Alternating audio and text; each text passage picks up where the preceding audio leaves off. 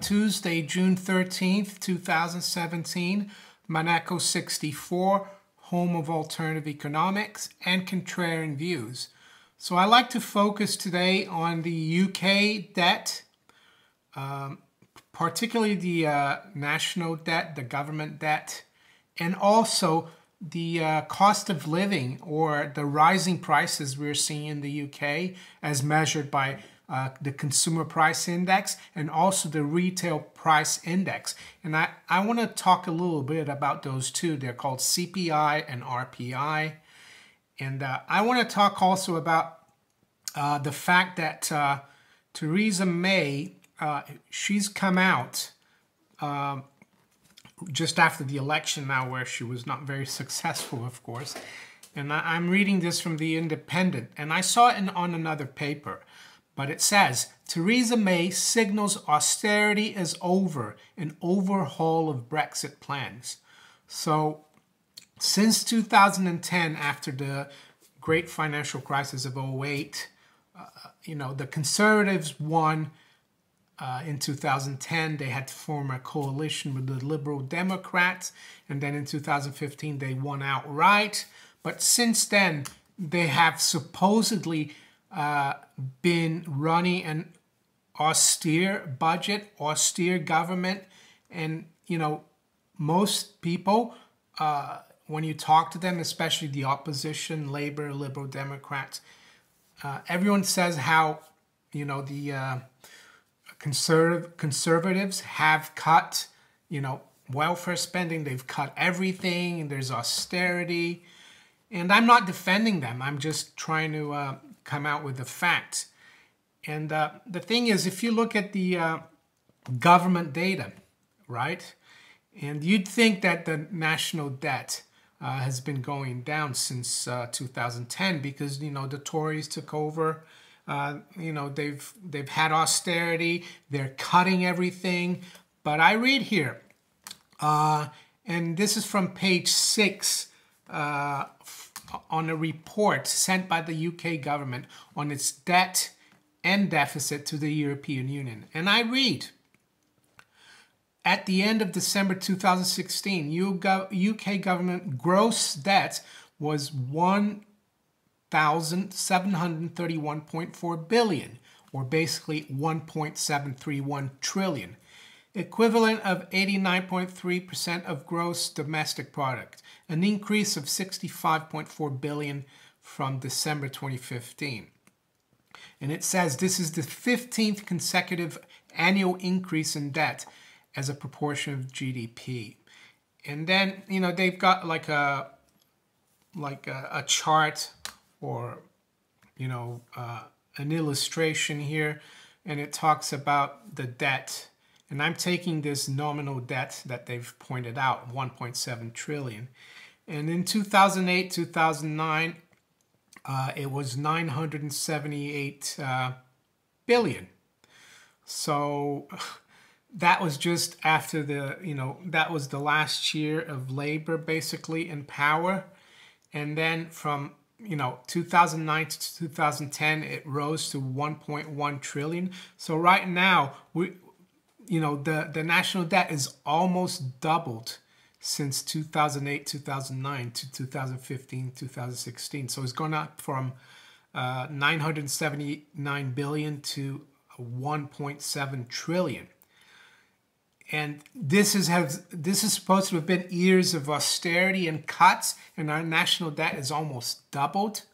So now Theresa May is actually coming out and saying that she's going to give up on austerity. And the reason she's doing that, of course, is because Labour has done really well in the election, relatively speaking. They've gained seats since the last election in 2015. And they're promising the world, to everyone, the usual socialist stuff.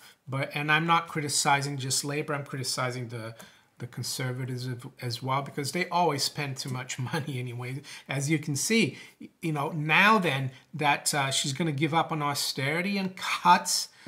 Can you imagine what the national debt is going to do? going to do and the budget deficits are going to do, because the only way you can have increasing national debt is to have a running deficit every year, because that deficit has to be financed and that's added to the national debt. When the Tories took over in 2010, they promised to have a balanced budget or no deficit by 2015.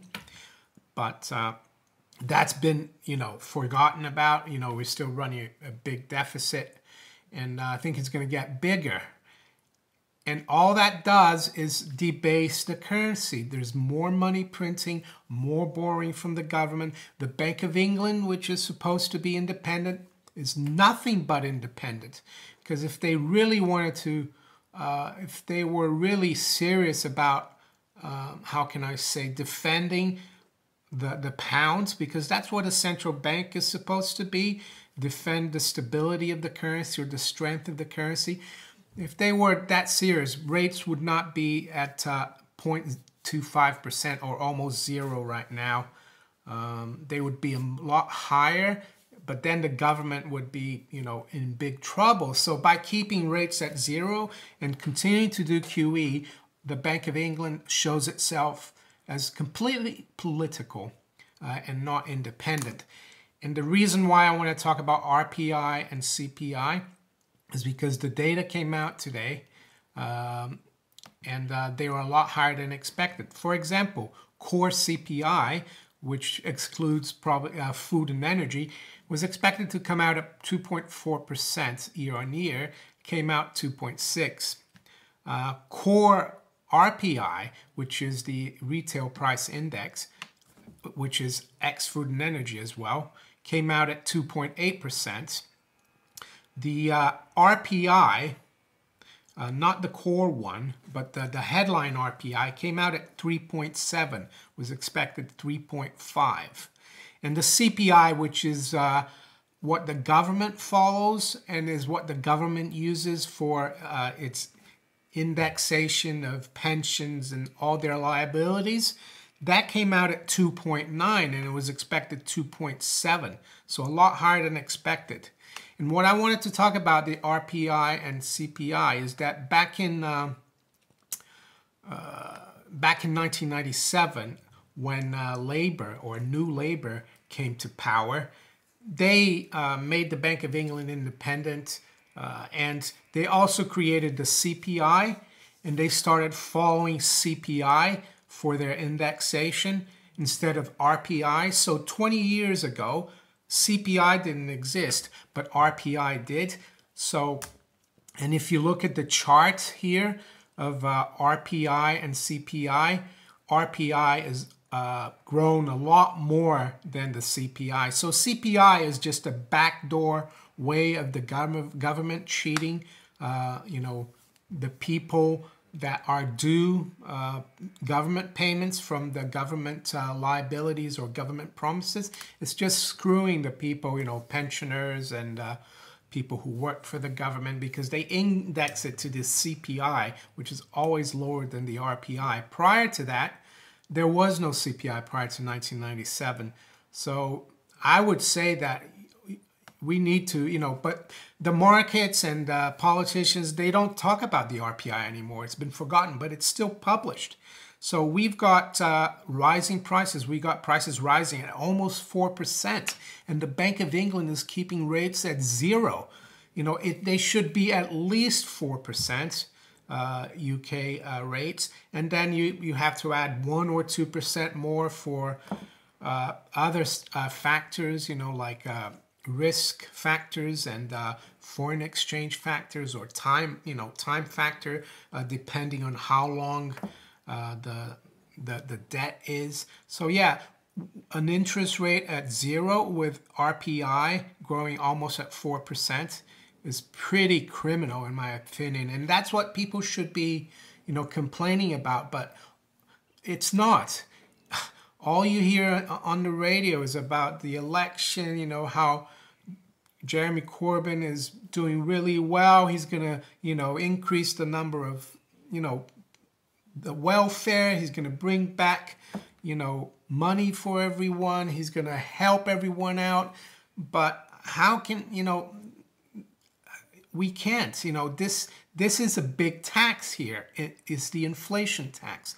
And even if you look at the CPI, which is what people look at now, and the mainstream economists do, and investors and the politicians, that's almost 3%. That's high, pretty high there. So yes, I think it was Lenin who said that inflation is an insidious tax, and 99, 0.9% of the people never notice it. But they notice it, but they don't realize who's creating the inflation. It's the government, the central bank, the banks. It's not inevitable inflation, and the reason it happens is because we have so much more debt, more government debt. And to do that, we have to, that debt backs money. So the more debt we have, the more money we have in the system. And it's not, it doesn't, it's not based on the reality of the real economy. And that's why prices of real things start going up, because the banks, the central banks and the governments create money out of thin air to spend money. And I heard today on the radio, and I wasn't surprised, on LBC, they were talking about the economic data that came out, and the guy just reported, yes, CPI is going up because of an increase in foreign holiday, in the price of foreign holidays. That's so, like, not looking at the causes of inflation. That's ridiculous. That's a consequence of inflation. The reason foreign holidays have gone up is because we're debasing our currency, we're indebting the country, we're going to indebт it even more, with this news that Theresa May is going to, give up on supposed austerity. So can you imagine where the national debt of this country is going to go, and where, inflation is going to go? And but the Bank of England, they have an extremist monetary policy, a crazy monetary policy of keeping rates at zero when inflation is almost 5%. I've never seen that before. That's the kind of thing that probably happens, in, well, not even in third world countries, because interest rates don't stay at zero in third world countries, because at least, the central bank and the investors are not as brainwashed as they have been in this country, and also in the US and in Europe. I'm not just having a go at the UK. You can, transpose all the stuff I've said about the UK to the US and to Western Europe. I'm not having a go at the UK on its own. The reason I'm talking about it is because I live here. A lot of my viewers are from here. So what do I think is going to be the end result? Well, I think it's going to get worse. The cost of living is going to go higher and higher. Most people won't know why. They're just going to say, oh, inflation is inevitable, or it's because of the greedy businessmen. They're raising prices, the energy companies. But they'll never look at the government and the Bank of England. They're the ones who are killing, the pounds, because they need to, because the government has the most debt, and they want to debase the currency. One way to pay off the debt without defaulting on it is to make it worth less, and the way to do that is to create even more debt. So what do you do in such a situation? Well, you try to, if you have savings, you try to keep as little as you can in British pounds or Bank of England notes, if you want to call it that, or sterling, and you keep it in real things like gold and silver. I know it's been frustrating for gold and silver investors, but you have to be patient, because they can't keep doing this forever.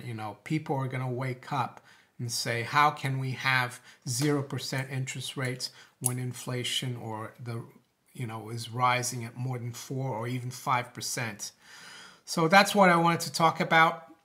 I think the UK, and I'm not only focusing on the US as well, in Europe, we're headed to a tsunami, you know, an engulfing tsunami of debt, and